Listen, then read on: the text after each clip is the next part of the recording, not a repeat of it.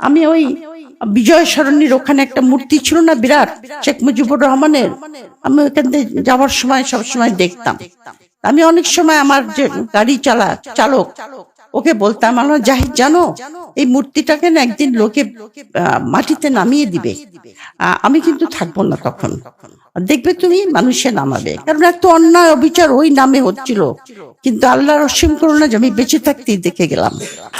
যারা আপনার ভারতীয় আধিপত্যবাদের আইকন মানে তাকে ব্যবহার করে ভারতীয় আধিপত্যবাদকে যে প্রতিষ্ঠা করেছিল বাংলাদেশে, সেই মূর্তিটাকে যখন নামিয়ে আনলো এবং আমি নিজের চোখে দেখে যেতে পারলাম, তার জন্য আমি আল্লাহর কাছে শুকরিয়া জানাই। শরীফ ওসমান হাদির সঙ্গে আমার একবারই দেখা হয়েছে, ওটাই আমার প্রথম দেখা এবং ওটাই আমার শেষ দেখা। আমি একটা সেমিনারে গেছিলাম, সেখানে হাদি বক্তা ছিল, অল্পক্ষণ ছিল, আমরা একসঙ্গে ঢুকছিলাম, তখন হাদির সঙ্গে আমার 2 সেকেন্ড কথা হয়েছে। কিন্তু হাদির সমস্ত কার্যকলাপ, অত্যন্ত দুঃখের বিষয় যে বিএনপির মহাসচিব ওনার নামটা বলতে পারছিল না, কিন্তু আমরা কিন্তু সেম তো বটি, এবং ইনকলাব মঞ্চের নামও বলতে পারছিল না, উনি বলছিলেন ইনসাফ পার্টি। তার মানে হলো যে ওনারা বলেন বৃহত্তর রাজনৈতিক দল, কিন্তু তারা ওসমান শরীফ হাদির কার্যকলাপ, তার আদর্শ, সে যে বাংলাদেশের বিনির্মাণে তার যে স্বপ্ন, যেটা জুলাই অভ্যুত্থানে আমাদের ছাত্র জনতা যেটা আমাদের স্বপ্ন দেখিয়েছে, এবং সেটার পথ নির্দেশনা যে হাদি যেভাবে করছিল, অর্ধপথে তার কাজ থেমে গেল, কিন্তু যে কথা হাদি বলেছে যে আমার সন্তান লড়বে, আমার সন্তানের পরে তার সন্তানরা লড়বে, তারা স্বাধীনতার পতাকা সমুন্নত রাখবেই। সুতরাং ঢাকা ইউনিভার্সিটি এবং অন্যান্য আমাদের যে ছাত্র, তারা সবাই আমার ছাত্র, জাহাঙ্গীরনগরের যারা পড়েছে তারা তো অবশ্যই ছাত্র, এদের প্রতি আমার অসীম স্নেহ আছে।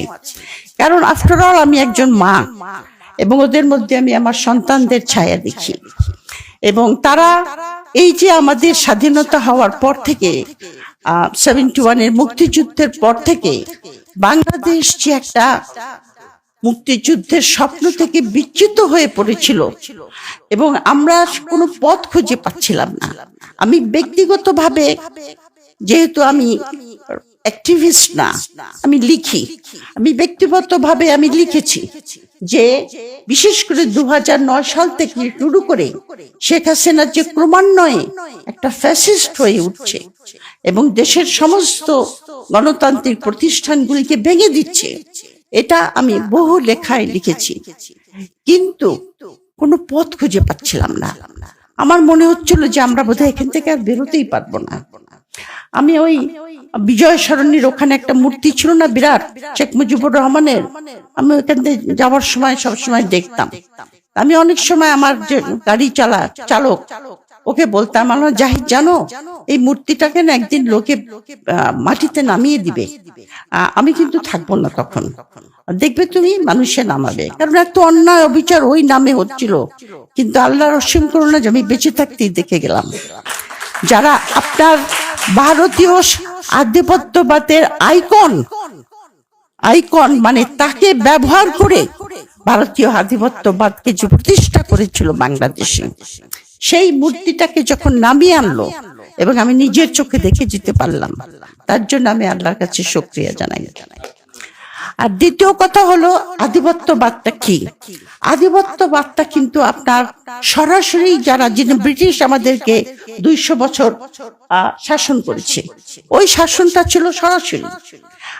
যদিও আমাদের এখানে বেঙ্গলে, ইস্ট বেঙ্গলে আমরা কিন্তু ব্রিটিশের অধীনে ঠিক ছিলাম না, আমরা ছিলাম জমিদারদের শাসনে। সুতরাং আমাদের এখানে ব্রিটিশের ইনডিরেক্ট রুল ছিল, যার জন্য আমাদের এখানকার এলাকার লোকরা অত্যন্ত বঞ্চিত ছিল, অত্যন্ত অপ্রেস ছিল, অত্যন্ত দরিদ্র ছিল। হাসানুজ্জামান আরো ভালো বলতে পারবেন কি অবস্থা এখানে ছিল। আধিপত্যবাদ হলো আপনার যে বাইরের একটা শক্তি আপনার দেশের রাজনীতি, অর্থনীতি, সংস্কৃতি, প্রতিরক্ষা, মানুষের জনজীবন সবকিছুকে পরিচালিত করবে, যুদ্ধ করে নয়। অথবা সরাসরি নয়। তারা কি করবে? বিভিন্ন ধরনের কলা কৌশল, যেটা এই বইটার মধ্যে খুব সুন্দর করে আমি চ্যাপ্টারগুলি দেখলাম, খুব সুন্দর করে লেখক তুলে ধরেছেন যে কত রকম কৌশলের দ্বারা যে জিনিসটা ঘটে সেটা হলো মানুষের মননকে অধিকার করে নেয়, মানুষের চিন্তা, মানুষের মানসিকতা, মানুষকে চিন্তা করতে শিখায় যে আমার কোনো নাই, সক্রিয়তা নাই, আমি একটা আমার কোনো চিন্তা করার ক্ষমতা নাই, আমি কে আমি তা জানি না, আমাকে বাইরের শক্তি যা করতে বলছে আমি তাই করব। এটাই হলো আধিপত্যবাদ, বা যেটাকে আমরা বলি হেজিমনি। হেজিমনি কথাটা সবচেয়ে প্রথম বলেছেন গ্রামস্কি বলে একজন পলিটিক্যাল ফিলোসফার, এবং এই হেজিমনি কথার সময় তিনি সবচেয়ে বেশি ইম্পর্টেন্স দিয়েছেন বা গুরুত্ব দিয়েছেন সেটা হলো কালচারাল হেজিমনি, মানুষের মনকে অধিকার করে নেওয়া। এটা কিন্তু একটা বিশাল ব্যাপার। ওয়েস্ট বেঙ্গলের একজন লেখক আছেন আশিস নন্দী, নিশ্চয়ই নাম শুনেছে যারা ছাত্রছাত্রী, তার একটা বই আছে, বইটার নাম হলো ইন্টিমেট এনিমি। তার মানে হলো যে ওই শক্তিটা আমার বন্ধু বেশে, কিন্তু সে আমার অন্তরকে অধিকার করে নিয়েছে, অধিকার করে নিয়ে সে আমাকে চালিত করছে। এটাই হলো আধিপত্যের একটা ভয়ঙ্কর রূপ, এবং এই আধিপত্যকে প্রতিহত করতে হলে, এবং আমি অত্যন্ত কৃতজ্ঞ আমার ইয়াং জেনারেশনের কাছে যে 5th of July রেভলিউশনটা হয়েছে, কারণ আমি ভাবতে পারি নাই যে আমি বেঁচে থাকতে হাসিনার পতন দেখে যাব।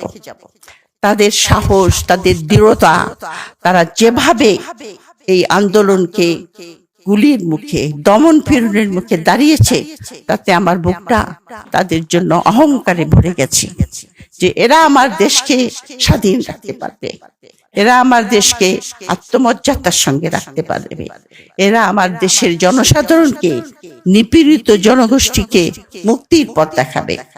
সবচেয়ে বড় জিনিস জুলাই আগতে ছাত্র জনতা করেছে, সেটা হলো বাংলাদেশ পাকিস্তানের অংশ ছিল সেই সময়ে এবং পরবর্তী পর্যায়ে is a post-colonial state. It is not a modern state, not post-modern তো নয়, not even a modern state. It is a colonial, post-colonial state. তার মানে ব্রিটিশ আমলের যে আইন, মানে শোষণ করার, ব্রিটিশ আইনের যে প্রাতিষ্ঠানিক রূপটা মানুষকে শোষণ করা, সেগুলি সবই রয়ে গেছে, আমরা স্বাধীন হয়েছি। কিন্তু রাষ্ট্রযন্ত্র পরিচালিত হয় সেই ঔপনিবেশিক চিন্তাধারার দ্বারা তৈরি আইনের দ্বারা। এই পোস্ট কলোনিয়াল স্টেটগুলিকে চালায় সেই দেশগুলির এলিট শ্রেণী। এই এলিট শ্রেণীর মধ্যে পলিটিক্যাল পার্টি আছে, আর্মি আছে, সুশীল সমাজ আছে, ব্যুরোক্রেসি আছে, ইউনিভার্সিটির টিচারও আছে। এই এলিটরা রাষ্ট্রযন্ত্রকে ব্যবহার করে। অবশ্য এলিটদের একটা অত্যন্ত ভালো রোলও আছে সভ্য দেশে এবং ডেমোক্রেটিক দেশে, যে এলিটরা বুদ্ধির বৃত্তি দ্বারা সেই দেশটাকে, যারা দেশ চালায় তাদেরকে ডিরেকশন দেয় বা পথ নির্দেশনা দেয়। কিন্তু যেখানে এলিটরা জনগণকে বঞ্চিত করে রাষ্ট্রযন্ত্রকে ব্যবহার করে নিজেদের স্বার্থের জন্য পরিচালিত করে, তাদেরকে যেটা বলা হয় যে তারা হলো তোমার পেটি বুর্জুয়া, বা যারা মানে এলিটের নাম ধরে জনগণকে ঠকায়। 24-এর আন্দোলন বা আপরাইজিং বা বিপ্লব, যেটাই আপনার বলেন না কেন, আমি মনে করি যে ওটা ছাত্র জনতার সঙ্গে বাংলাদেশের 80% লোক ছিল আপনার প্রান্তিক জনগোষ্ঠী। আপনি দেখেন যারা মারা গেছে তারাও কিন্তু বেশিরভাগই প্রান্তিক জনগোষ্ঠী, যারা আহত হয়েছে তারাও প্রান্তিক জনগোষ্ঠী, কারণ তাদের জীবন কিন্তু চরম হতাশায় পৌঁছে গেছিল। পুলিশের অত্যাচার, ডিপ্রাইভেশন, স্বাস্থ্য, শিক্ষা, রাষ্ট্রের কোন রকম সুযোগ সুবিধাই তারা পাচ্ছিল না। এই অভ্যুত্থানের দ্বারা ছাত্র জনতা বাংলাদেশের ওই এলিটকে আঘাত করেছে এবং তাদেরকে ভাঙতে চেষ্টা করেছে, এবং এখনো চেষ্টা করে যাচ্ছে। এলিটরা এখন পর্যন্ত কিন্তু তাদের অবস্থানকে সুদূরেই রেখেছে বলে আমি মনে করি। এলিটদেরকে আমরা ভাঙতে পারি নাই। এখন নির্ভর করবে, এবং ওসমান হাদি, শরীফ ওসমান হাদির আমি তাকে ফলো করতাম, সেই যে কথাগুলি বলেছে যে কেমন করে আমরা বাংলাদেশকে সেই বিনির্মাণের পথে নিয়ে যাব, সেই কাজটা এখন অসমাপ্ত। সেই কাজটা তোমাদের করতে হবে, কিন্তু তোমাদের সঙ্গে আমাদের মতো লোকদেরকেও করতে হবে।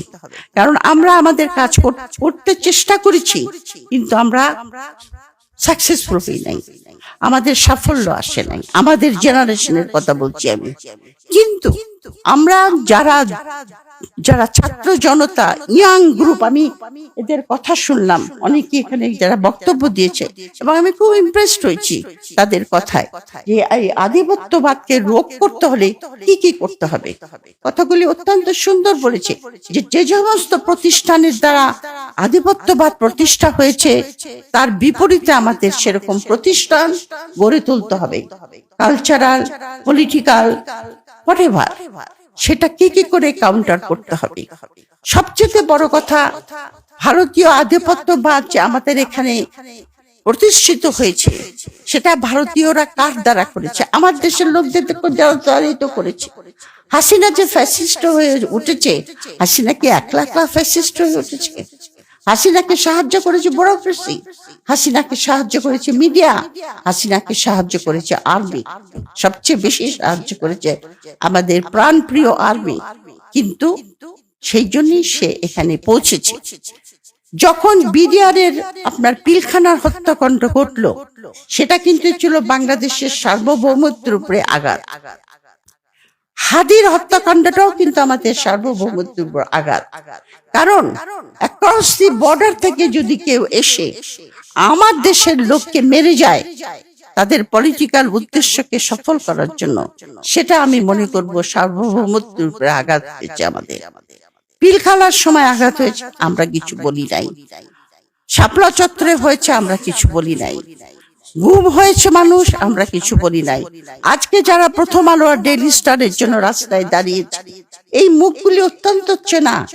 এরা নিজেদেরকে সুশীল বলে, আমি বলি এরা হলো ওয়েদার কক বা মৌসুমী সুশীল।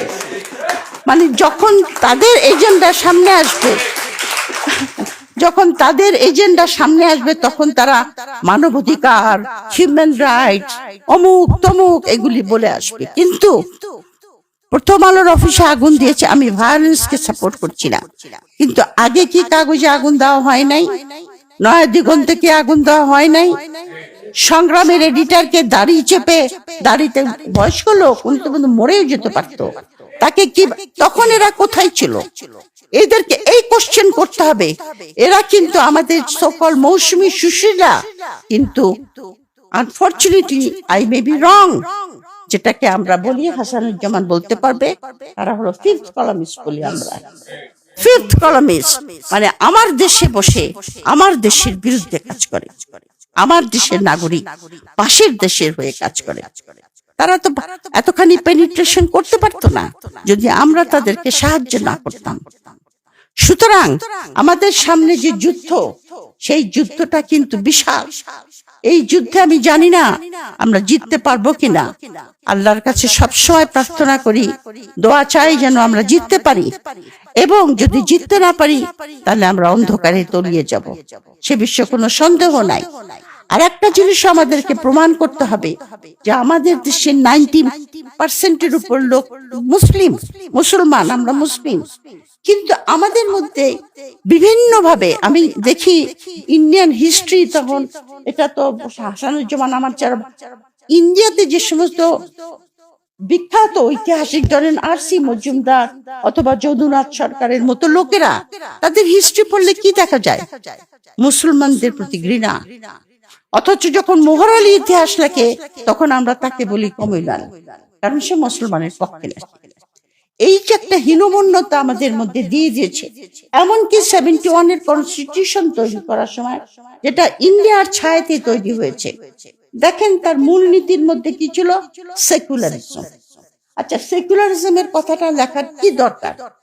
তার মানে বলতে চাচ্ছি যে আমরা সেকুলার না, সংবিধানে লিখতে হবে। অথচ ঐতিহাসিক ভাবে এখানকার জনগোষ্ঠী সেকুলার। যখন সুলতানি আমল ছিল, পালদের আমল ছিল, মোগলদের আমল ছিল, বড় বড় scholar like Eaton and Asim Sen and others, যারা ইসলামাইজেশনের উপর বই লিখেছে সাউথ এশিয়াতে, তারা পর্যন্ত বলেছে যে এখানে কোন রকম ফোর্সফুল কনভার্সন হয় নাই, এখানকার ইসলাম প্রচার হয়েছে সুফিদের দ্বারা। সুতরাং এই যে একটা হীনমন্যতা আমাদের ভিতরে ঢুকে দিয়েছে যে আমরা মুসলমান মানি আমরা কমিউনাল, সেকুলারিজম রাখতে হবে আমার সংবিধানে। কেন? আমরা সবসময় সেকুলার, সব সময় সেকুলার। সুলতানি আমলে সুলতানদের বড় বড় পজিশনে হিন্দুরা করতো, চাকরি করতো। তারপরে পাল আমলে তো রীতিমতো, তখন অবশ্য মুসলমান ছিল না, কিন্তু হিন্দুদেরকে তো তারা কোনো পারসিকিউট করে নাই। এটা আমাদের ঐতিহ্য, এটা আমাদের ইতিহাস, এটা আমাদের কাউকে বলে দিতে হবে না যে আমি সেকুলার। আমি সেকুলার, আমি মুসলিম, কিন্তু আমি সেকুলার। আমি অন্য ধর্মের যারা বাস করে তাদেরকে সম্মান করি। তারা যে সমস্ত ধর্মীয় অনুষ্ঠান করতে চায় সেখানে তারা এগুলি ফ্রিলি করতে পারে। এখানে আমাদের তাদের কোনো কমিউনাল ফিলিংস নাই। সুতরাং আমাদের এই হীনমন্যতা থেকে বের হয়ে আসতে, আগেও আমাদের কিছু বক্তা বলেছেন, আমাদের জ্ঞান অর্জন করতে হবে। কারণ বুদ্ধিবৃত্তির দ্বারা আপনার ছাড়া এই যুদ্ধ জয় করা যাবে না।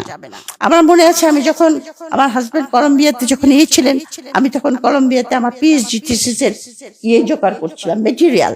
তো ওদের কলম্বিয়া ইউনিভার্সিটির লাইব্রেরিতে, মেইন লাইব্রেরিতে অনেকগুলি লাইব্রেরি আছে। একটা লাইব্রেরি আছে বাটলার হল লাইব্রেরি, বিশাল, মানে কত তলা, বেসমেন্ট পর্যন্ত খালি বইয়ের ঠাসা। আমি বাসায় এসে আমার হাজবেন্ডকে বললাম, আসলে না আমেরিকানদেরকে হারানো যাচ্ছে না, বা অথবা পৃথিবীর এত বড় পাওয়ার হয়েছে বিকজ অফ দেয়ার জ্ঞান চর্চা, বিকজ তারা এত পড়াশোনা করে। এখন অবশ্য ট্রাম্পের আমেরিকার কথা বলছি না আমি, কিন্তু আমেরিকা আজকে যেখানে উঠেছে খালি বুদ্ধিবৃত্তির চর্চা করা। এমনকি ইন্ডিয়াও তো আমি বলবো, ইন্ডিয়াতে যে জাতীয় বুদ্ধিবৃত্তির চর্চা হয় আমার দেশে তার 1% হয় না। ইন্ডিয়াতে বহুত থিঙ্ক ট্যাঙ্ক আছে, বহুত স্কলার আছে, যারা ক্রমাগত ইন্ডিয়ার সিকিউরিটি, ইন্ডিয়ান নেশন, ইন্ডিয়ার কত এগুলি নিয়ে বুদ্ধিবৃত্তির চর্চা ছাড়া এই যুদ্ধে জয় করা যাবে না। আর একটা হলো চর্চা করতে হবে আমাদের সংস্কৃতি, যেটা ওসমান হাদি শুরু করেছিলেন। আমাদের সংস্কৃতি অত্যন্ত অত্যন্ত অত্যন্ত রিচ। আমাদের গ্রাম বাংলায় যে সমস্ত অসংখ্য গান, অসংখ্য আপনার খেলাধুলা, অসংখ্য আমাদের যে কুইজিন বা খাওয়া দাওয়া, একটা এলাকা, এগুলিকে আমরা চর্চা করি না। আমরা নিজেদের হীনমন্যতা থেকে অন্যের সংস্কৃতিটাকে বেশি গ্রহণ করি, সেখান থেকে বেরিয়ে আসতে হবে। লাস্টলি, আমি বেশি সময় নিয়ে ফেলছি, লাস্টলি আমি যেটা বলবো সেটা হলো, আমার দেশে একটা জনমূল পরিচালিত একটি সরকার, তৃণমূল জনগোষ্ঠী দ্বারা পরিচালিত একটি ডেমোক্রেসি দরকার, গণতন্ত্র দরকার। ওই গণতন্ত্র নয় যে একদিনের ভোটে গণতন্ত্র আসবে। একদিনের ভোটের পরে যেটা আসবে সেটাকে আমাদের করতে হবে অ্যাকাউন্টেবল এবং ডেলিবারেটিভ, মানে জনগণ কন্টিনিউয়াসলি সেটার মধ্যে পার্টিসিপেট করবে। সুতরাং সেদিকেও আমাদের নজর দিতে হবে, কারণ সেই জাতীয় জনগণ সংঘবদ্ধভাবে যে সরকারকে সাপোর্ট করে, সেই সরকারকে বা সেই দেশকে কিন্তু কেউ দমন করতে পারে না। ইতিহাসটা সাক্ষী। কারণ আলেকজান্ডার গ্রেট যখন ইন্ডিয়া আক্রমণ করেছিল, তখন ইন্ডিয়াতে ছোট ছোট ছোট ছোট জনপদ ছিল, যে সমস্ত জনপদগুলি আপনার জনগণ দ্বারা সমর্থিত ছিল না, তারা প্রথমেই আলেকজান্ডারের কাছে সারেন্ডার করে দিয়েছে। কিন্তু যারা জনগণের দ্বারা ছিল তারা কিন্তু তাকে রেজিস্ট করেছিল। আমরা পুরুর ঘটনা জানি। সুতরাং জনগণ সাপোর্ট একটা সেই জাতীয় সরকার আমাদের দরকার হবে। আমি যেটা বলবো যে আপনারা নির্বাচন যদি হয়, আমি জানি না, নির্বাচন নিয়ে অনেক আশঙ্কা দেখা দিয়েছে, আমরা হ্যাঁ ভোটটা যেন দেই। যেন সংস্কার আমরা করতে পারি, এবং যেই সরকারি ক্ষমতায় আসুক না কেন সেই সরকারকে এই ছাত্র জনতা এবং আমাদের যতটুকু ক্ষমতা আছে আমরা সব সময় তাদেরকে অ্যাকাউন্টেবল রাখার চেষ্টা করব, এবং ভারতীয় আধিপত্য থেকে বেরিয়ে আসার জন্য শেখ হাসিনা যে সমস্ত চুক্তিগুলি করেছিল এটা আমাদের ডিমান্ড করতে হবে পলিটিক্যাল পার্টি, যে আপনাদের ম্যানিফেস্টোতে লিখেন যে চুক্তিগুলি করে গেছে শেখ হাসিনা ওগুলিকে রিভিউ করা হবে আবার পার্লামেন্টে। রিভিউ করে যেগুলি জনগণ সাপোর্ট করবে সেগুলি থাকবে, যেগুলি করবে না বাকিগুলি বাদ। এটা হলো ফার্স্ট স্টেপ। তাই এইটুকু বলে আমি শেষ করব। অনেক ধন্যবাদ আমার ছাত্র ছাত্রীদেরকে, আমি ওদেরকে নিজের সন্তানের মতো মনে করি। Thank you.